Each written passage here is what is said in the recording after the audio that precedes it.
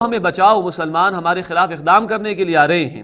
چنانچہ ابو جہل تو ویسے غصے میں بیٹھا ہوا تھا، دیگر لوگ بھی غصے میں بیٹھے ہوئے تھے۔ انہوں نے 1000 کا لشکر تیار کیا ہے مسلمانوں کے خلاف اقدام کرنے کے لیے۔ بات تو صرف تھی تجارتی قافلے کو بچانے کی، لیکن انہوں نے بنیاد بنا کر پوری جنگ کی تیاری شروع کر دی۔ راستے میں اللہ کے نبی صلی اللہ علیہ وسلم ساتھ صحابہ کو لے کے نکلے بھی ہیں اس تجارتی قافلے کو روکنے کے لیے، جو بعد میں بچ نکلا ہے۔ آپ کا ارادہ بھی تھا کہ صرف اس تجارتی قافلے کو روکا جائے، اور آپ 313 کے قریب صحابہ کرام کو اپنے ساتھ لے کر نکلے ہیں۔ لیکن توجہ کیجئے گا، جنگ کا ارادہ آپ کا بھی نہ تھا، مقصد تھا کہ تجارتی قافلہ اس میں خاصا مال ہوگا اس کو روکا جائے اور روب ڈالا جائے مشرکین مکہ پر۔ لیکن جب ابو سفیان کا قافلہ بچ نکلا تو ابو سفیان نے پھر اطلاع بھجوائی ابو جہل کے پاس اور لوگوں کے پاس کہ ہمارا قافلہ بچ نکلا ہے، ہم نے راستہ تبدیل کر لیا، اب تمہیں آنے کی کوئی ضرورت نہیں۔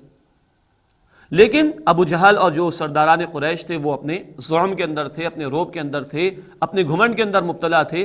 انہوں نے کہا اب تو جنگ ہو کر رہے گی مسلمانوں کے خلاف۔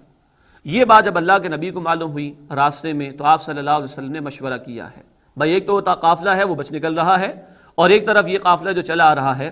بہرحال مشوروں کے بعد یہ بات سامنے آئی جو اللہ ہی کی پلاننگ تھی کہ ہمیں اب اس 1000 کے لشکر کی طرف ہی جانا چاہیے۔ گو کہ مسلمانوں میں سے بھی ابتداً خلوص کے ساتھ یہ رائے آئی تھی کہ تجارتی قافلے کو دیکھ لیں، اگر بچ گیا تو چھوڑ دیتے ہیں اسے، لیکن اللہ کی پلاننگ یہ تھی کہ نہیں، وہ جو 1000 کا لشکر آ رہا ہے اس کے ساتھ مقابلہ ہو۔ ذرا رک کر سوچئے گا، اللہ کی اپنی مشیتیں ہوا کرتی۔ اللہ نے چاہا تھا اس موقع پر کہ یہ جنگ ہو کر رہے، تجارتی قافلہ بچ جائے اور مسلمان وہ تیار ہوں جنگ کرنے کے لیے۔ حالانکہ وہ نکلے تھے بے سور و سامانی میں، وہ تو تجارتی قافلے کے لیے نکلے تھے، 50 افراد جس کے ساتھ موجود تھے، 313 کے لیے 50 کو نمٹانا کوئی بڑی بات نہ تھی۔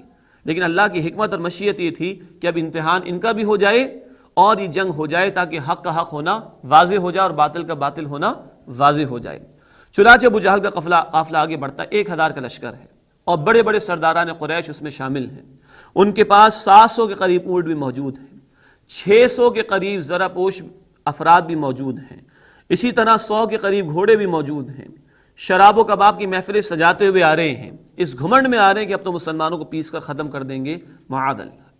اور ادھر اللہ کے رسول کا مشورہ ہو رہا ہے صحابہ کرام سے، مہاجرین میں سے کسی نے کہا اللہ کے رسول آگے بڑھی، ہم آپ کا ساتھ دیں گے۔ اس موقع پر سعد بن معاذ رضی اللہ تعالیٰ عنہ کھڑے ہوئے، اوس کے سردار تھے، انہیں فرمایا کہ اللہ کے رسول شاید آپ ہماری طرف اشارہ کرنا چاہ رہے ہیں، کیونکہ اکثر اب تک گفتگو کرنے والے مہاجرین تھے اور یہ انصار میں سے تھے۔ آپ شاید یہ محسوس کر رہے تھے کہ انصار میں سے کوئی بات نہیں کر رہا، حالانکہ انہوں نے تو ہمارے ساتھ جان دینے کے وعدے کیے تھے۔ اب یہ کھڑے ہوئے سعد بن معاذ رضی اللہ عنہ، اور بڑی خوبصورت تقریر اس مقام پر انہوں نے کی ہے، اللہ کے نبی صلی اللہ علیہ وسلم کو یقین دلایا ہے، یہاں تک کہا کہ آپ جہاں چاہیں ہمیں حکم دیں، ہم آپ کے پیچھے پیچھے ہوں گے، یہاں تک کہ اپنے گھوڑوں کو ہم سمندروں کے حوالے بھی کر دیں گے۔ یہ سننا تھا، اللہ کے رسول خوش ہو گئے صلی اللہ علیہ وسلم، اور یہی طے ہوا کہ اب 1000 کے لشکر کا ہمیں مقابلہ کرنا ہے۔ اس 313 کے لشکر میں صرف 2 یا 3 اونٹ تھے، صرف 70 گھوڑے تھے، اور صرف 8 تلواریں تھیں۔ ذرا رک کر غور کیجئے گا، آج ہمارے ساتھ بھی یہی مسئلہ ہے نا کہ آج اسلام کے دشمن ان کے پاس ٹیکنالوجی ہے، اسلام کے دشمن ان کے پاس ایجوکیشن ہے، اسلام کے دشمن ان کے پاس انفراسٹرکچر ہے، اسلام کے دشمن ان کے پاس ماڈرن ساری ایکوپمنٹس اویلیبل ہیں، اور اسلام کے ماننے والے ان کے پاس نہ تعداد زیادہ ہے یعنی اسکلڈ لوگوں کی، نہ ہتھیار زیادہ ہیں، نہ انفراسٹرکچر ہے، نہ اکنامک لیول پر وہ پراسپر ہے، خوشحالی ان کے ہے۔ آج یہی مسئلہ ہے نا دراصل ہمارا۔ تو یہاں پر کیا تھا؟ 1000 والوں کے پاس کیا کچھ ہے؟ شراب و کباب کی محفلیں بھی ہیں، عیاشی کر رہے، 700 اونٹ بھی موجود ہیں، 100 گھوڑے بھی موجود ہیں، 600 زرہ پوش بھی موجود ہیں۔ تو اگر آج کی زبان میں کہیں تو طاقتور کون تھا؟ 1000 کا لشکر طاقتور تھا کہ نہیں تھا؟ اس وقت کی جو ٹیکنالوجی تھی، جو اسباب تھے، جو جنگ ذرائع موجود تھے، وہ سارے ان کے پاس تھے کہ نہیں؟ اور دوسری طرح مسلمانوں کا لشکر ہے، تعداد میں کم، 313 ہے، اور 2 یا 3 ہی اونٹ ہیں ان کے پاس، 70 گھوڑے، 8 تلواریں، وہ تو جنگ کی نیت سے نکلے بھی نہیں تھے۔ تو آج کے اعتبار سے کہیں گے وہ تو کمزور تھے۔ پسے ہوئے تھے، مجبور تھے، دبے ہوئے تھے. یہ آج ہمارا رونا ہے نا دراصل. لیکن ایک فرق تھا، ان 313 کے پاس ایمان موجود تھا، ان 313 کا توکل اللہ کی ذات پر تھا، ان 313 کے کردار کی گواہی موجود تھی. یہ 313 محمد کے واقعتاً سپاہی تھے صلی اللہ علیہ وسلم. تو اللہ کی مدد ان کے ساتھ آنی تھی. ذکر ابھی آ جائے گا انشاءاللہ. یہ فرق ہے آج ہمارے اندر ہونا ان کے اندر. ہم مسلمان ہیں، قرآن کا ماننے کا دعوے کرتے ہیں، ہم مسلمان ہیں، قرآن کو ماننے کا دعویٰ کرتے ہیں، نبی صلی اللہ علیہ وسلم کو ماننے کا دعویٰ کرتے ہیں، اللہ کو ماننے کا دعویٰ کرتے ہیں. لیکن کیا آج ہمارے اعمال اس کا ثبوت پیش کرتے ہیں؟ اس لیے کافر آج ہم پر حاوی ہیں. قرآن نے کہا تھا ہمیں سورہ آل عمران میں آیت نمبر 139 میں وَأَنْتُمُ الْأَعْلَوْنَ إِن كُنتُم مُؤْمِنِينَ، اے مسلمانوں تم ہی غالب رہو گے اگر تم ایمان والے. بس وہ ایمان آج ہمارے اندر دراصل موجود نہیں، اس کے عملی مظاہر آج ہمارے درمیان موجود نہیں، اس کے تقاضوں پر عمل درآمد موجود نہیں ہے. اس لیے آج مغلوبیت ہی مغلوبیت ہے امت مسلمہ پر. بہرحال یہ تو تھا معاملہ تیاری کا کہ وہ 1000 کا لشکر تمام تیاری کے ساتھ آ رہا ہے. اللہ کے نبی 313 کو لے کر میدان میں آئے ہیں صلی اللہ تعالی علیہ وسلم، اور ارادہ ہے کہ اب جنگ ہو کر رہے گی. اللہ نے بھی کہا، تفصیلی تبصرہ قرآن کا سورہ الانفال میں آیا ہے.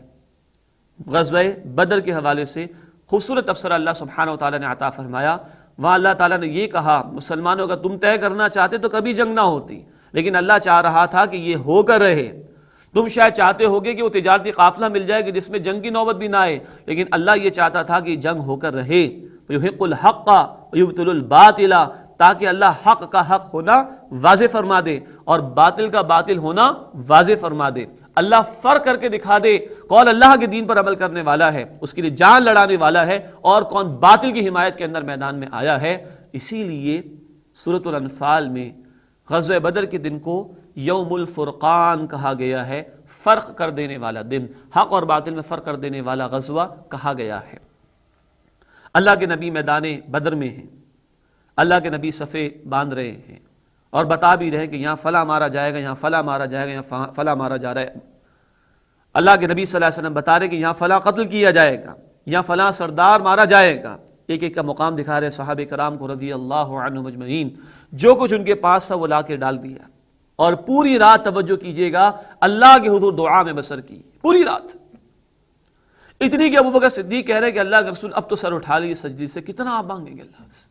اور دعا کیا تھی؟ اس یقین کے ساتھ کہ اللہ جو کچھ میرے پاس ہے تیرے سامنے لا کے ڈال دیا ہے. اگر آج تو نے ان مٹھی بھر مسلمانوں کی مدد نہ کی، کل تیری کوئی عبادت کرنے والا زمین پر موجود نہیں ہوگا. یقین دیکھیے دعا کے اندر. لیکن دعا کب ہو رہی ہے؟ جو اپنے بس میں تھا وہ لا کے ڈال دیا ہے. اسی کا اللہ کا مطالبہ ہے ہم سے.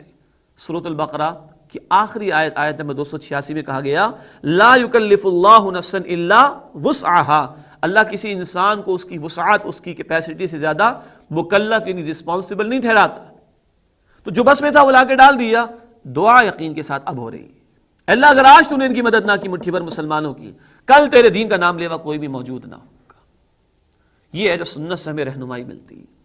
تیاری بھی ہوئی ہے 13 برس تک، جماعت بھی تیار ہوئی ہے، ابھی بھی بے سور و سامانے کی کیفیت ہے، لیکن حکم آ چکا تھا قتال کا. لے آئے ہیں میدان میں، اور اس یقین کے ساتھ دعا ہو رہی ہے اللہ کے رسول صلی اللہ علیہ وسلم کی. اگلا دن ہے معرکہ شروع ہوتا ہے. اول دعوت مبارزت دی جاتی ہے. مبارزت کا مطلب 1 to 1 مقابلہ ہوتا ہے. 3 بڑے بڑے سردار قریش کے نکلتے ہیں